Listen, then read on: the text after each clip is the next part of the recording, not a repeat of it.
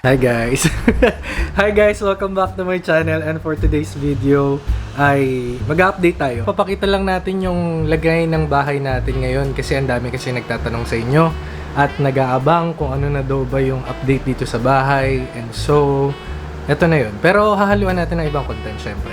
Para lang update kasi ang tagal ko din nag-vlog. Ang huling vlog ko ay sa Baguio. Tama ba? Ay hindi. Nung kami Pampanga. Nung birthday ni Aiza tsaka despedida ni Sheila. Hindi na ako nag-vlog nung Christmas party kasi parang paulit-ulit lang din naman yung ma-witness nyo. Yun nga lang, iba-iba nga lang yung mga estudyante ko. And sa mga nagko-comment kung pumayat daw ba ako, nagpapayat or something ganyan. Opo, pumayat po ako. Kasi nga, nagpapayat ako. Since December last year, nag-start na ako ng aking fasting. Isang taon. Ang fasting ko po ay from 5 p.m. to 9 a.m. Tapos nung nakasanayan ko na, naging 5 p.m. to 1 p.m. ganyan. Parang nakasanayan na kasi ang ko lang nun, kape, tubig, tapos wheat bread, tapos ulam, ganyan. Pero sa oras na hindi ako nagpa-fasting, kahit naman pwede kong kinakain ko, kahit kanin, ganyan. Wala naman restrictions. So mga yung nag-discuss din ng dito, diet. Simulan natin yung house tour natin sa labas. Kahit medyo mainit, sige, go natin para wala pa masyadong tao. Papakita ko na rin muna sa inyo yung mga update sa halaman. Labas tayo. Buksan ko muna yung ilaw dito. Para pagpasok, mukhang house tour ulit kunwari. Teka. Dito muna tayo sa halaman ko. Ayan yung mga halaman natin. Ito na. Ito kahapon ko lang. Ay, isang araw ko tinanim tong tree, rubber tree. Kasi ito mga to, ito ang lakas lumago. Kasi ito yung pinakauna nating rubber tree kasi taas na nung kotse. Tapos may mga halaman tayo dito. Ayan. Tapos, ayun, rubber tree din. Ito yung sasakyan. Ito si Hershey. Dito sa kabila. Ayun, ganun din. Yan yung mga halaman natin. Ito talaga maganda. Sana nga kumalat siya para magkaroon ng daanan dito sa gilid. Anyway, ito. Ayan yung ating harap. Diba, mainit-init. Ito yung mga dati nating halaman na yan. Ito may mga bago na. Diyan pa din yung dating yung palmera. Ito dati na itong mga halaman na to. Teka, sara ko lang yung gate. Red horse. Hindi, kaya mga rubber tree. Ito, bibigay ko kay mama to. Isa nito, tsaka isa yung itim. Di ko alam yung tawag na eh. Tapos yung ating salum. Ayan, yung bigay sa atin ni Ma'am Lorzano. Shoutout Ma'am Lorzano. Tapos ito, malago yan nung una, pero bigla, ewan ko, dapat pala hindi ko pala siya tinutok agad sa araw. Medyo natuyo siya. Anyway, ito yung update dito. Naalala nyo yung pinapabalik-balik ko sa kanila dati. Ayan, hindi naman siya totally naayos. Yung mga yan, mga lumot. Kasi pag naulan may tumutulo dyan. Pati ito, ayan tingnan nyo, may kalawang. Kasi may tumutulo din dyan. Kaya tinanggal ko muna to eh. Kasi nga para iwas din. Tapos, ayan lang. Pasok na tayo sa loob. Ayan. Ating bahay. So may Christmas tree of course. Pinost ko yan na late ko nang sinet up. Tapos ayan, magulong upuan. Ito na-vlog ko naman din yan, 'di ba? Cleopatra. Tapos ayan, mamaya natin tignan. Tapos yung TV. Ayan, nanonood lang akong throwback videos ng BNT. Ayan. Ganun pa rin naman. Tapos yung dito, di ko maalala kung na-update ko kayo, yung shoe rack. Nalaglag kasi yun, tas di nasira na. So hindi ko muna siya pinalitan. So nandiyan yung speaker natin na binili ko last year pa ata to. Oo, this year din. Tapos nandiyan pa rin yung ating Iwata. And then ito yung drone natin. Nilabas ko to nung ginamit sa Pampanga. Tapos dito tayo. Ito muna. Ay, nawala na yung usok.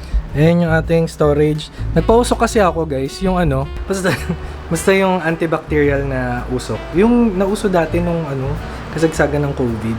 Yun, kasi kanina nakita ko ulit siya, tapos meron pa akong solution na natira. So, ginawa ko ulit para sa molds, ganyan. And, balik tayo dito sa first person point of view. Ito pa rin yung ating, naka-boxers lang ako. Ito pa rin yung ating salamin, syempre. Yung gitara ko nandyan, 2 months ko nang hindi nakakumusta. Andito pa rin to mga to. Nagalaw ba? Hindi ko ginalaw eh. Kasi yung mga alak dyan, parang mga ano lang, hindi naman nakakalaseng, walang tama.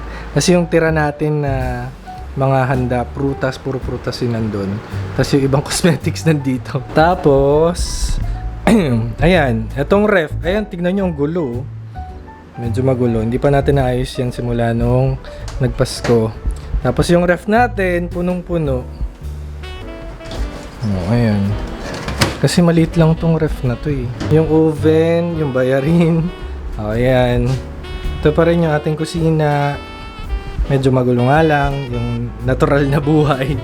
And, o, ayan. Nandiyan pa rin yung ating... Buksan nga natin. Nandiyan pa yung ating oven.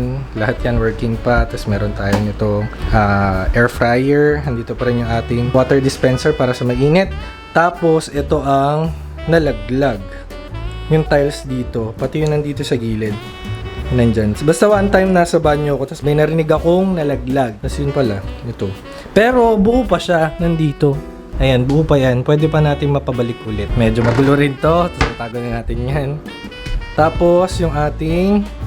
Ay, ito pala. Yung ano natin. Lahat naman okay pa dyan.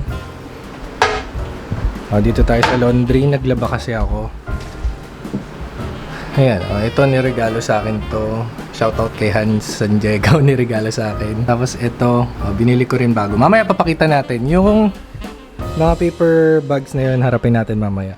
Tapos ito tinakpan ko lang pero dito yung laundry basket. Tapos may yung cool box, yung cooler ko. Yung washing machine, ganun pa rin, lahat dito. Ito pinalitan ko na rin yung lamp dyan. Fluted panel natin, okay na okay. Tapos dito sa banyo, ayan, ganun pa rin naman. Walang pinagbago. Wala namang difference dito. Maliban lang dun pala sa dalawang ilaw. Kasi yan, tsaka yun, pinalitan ko na dahil nga napundi na. Tapos, ito, yan, nagbabadya na rin yan. Buti nga ngayon medyo lumiwanag, nakisama eh. Pero nagbabadya na rin yan. Ayun. O, dito naman tayo sa taas.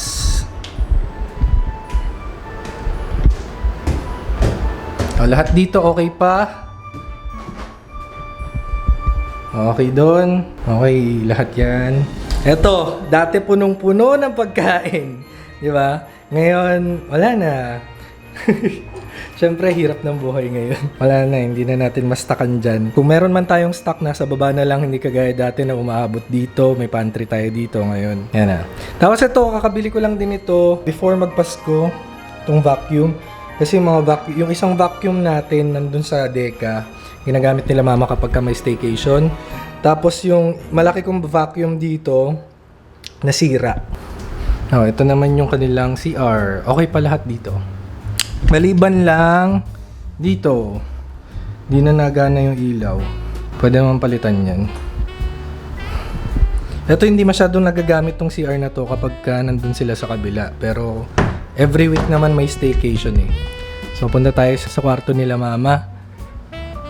Ayan, medyo makalat kasi nung nandito sila hanggang kahapon ba? Hanggang 26. Ayan, tapos bumalik na sila doon sa Deka muna. Ayan. O, dito din makalat. Tutupiin lang naman yung mga yan. Ito, ibababa ko siguro itong mga to kasi marumi. Ayan, wala naman. Ito pala, yung isang lamesa ni Yan dito, dinala na nila doon sa Deka kasi hindi naman magamit dito. Ito na lang ginagamit nila kapag nandito sila. Yung lamesa na to. And then, ayan. Meron na isang pundi. So, umorder. Kailan lang yan eh. So, umorder ako ng bago. Eto, napalitan ko na rin to. Yung ilaw na yan. Tsaka ito, actually, itong dalawa. Napalitan na yan. Siyempre, yun lang naman din talaga mapapalitan at mapapalitan. O, punta na tayo dito sa aking kwarto. Same. Ayan pa rin. Tapos, nandito sa likod yung mga bags. Ganun pa rin. Yung humidifier ko nandun lang sa may pantry. Ito mga tinupi. Ayan. Ganyan lang. Tapos wala na. Yun lang. Wala naman masyadong pinagbago. Pagdating dito sa labas, nakita nyo yan. Sobrang init kasi. Nakita nyo yan. trinay kong i-save talaga yan. Siguro ayaw niya lang talaga din ng position niya dyan. Pero kasi, ewan. Pero mukha pa rin naman siyang aesthetic, no? Kasi yung kulay niya maganda. Tapos yung upuan natin, nandyan, meron tayong snake, snake plant. Tapos meron nandun yung gripo natin and yung pang outdoor ng aircon. And so on. Ayan. So far, yun lang naman yung mga bago rito sa bahay. Wala naman masyado. Ay! Hindi ko alam kung napakita ko to. Napakita ko ba to before? Itong galing sa Manawag kay bigay ni Gian, our concealer. Shout out. Tapin na natin tong ibang mga pinamili. Ay!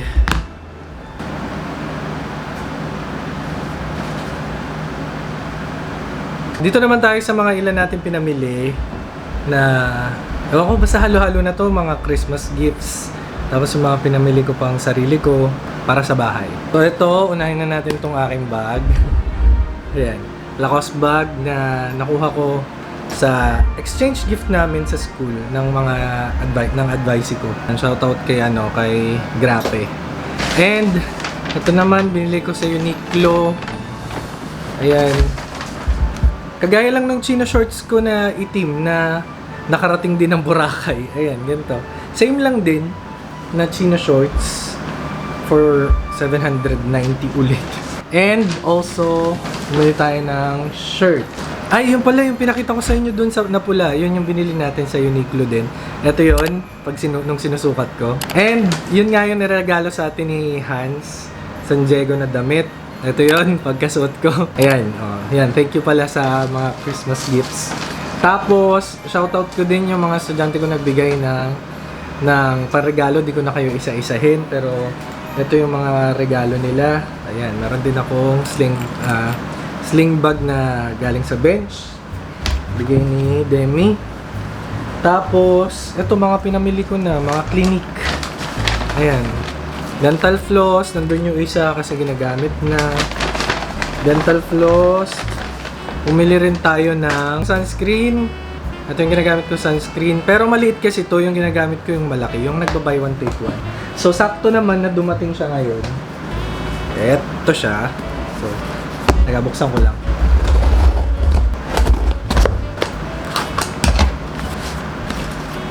Ito. Ayan.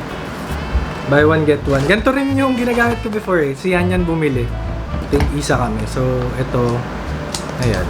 So, syempre, mag-invest tayo sa sunscreen para sa mga balat natin sa mukha. Ayan. So, buy one, take one to. And, meron ako kasing dilema. Parang last year din na dilema ko to eh. Yung ref, nakita nyo naman kanina, di ba, nung binuksan ko yung ref. Medyo talagang masikip lalo na kapag kaganitong may mga okasyon. Tsaka, even before naman eh, di ba, nung nasa lumang bahay pa ako sa El Grande, nung nagbe-bake pa ako, nagbebenta pa ako ng cakes, ganyan.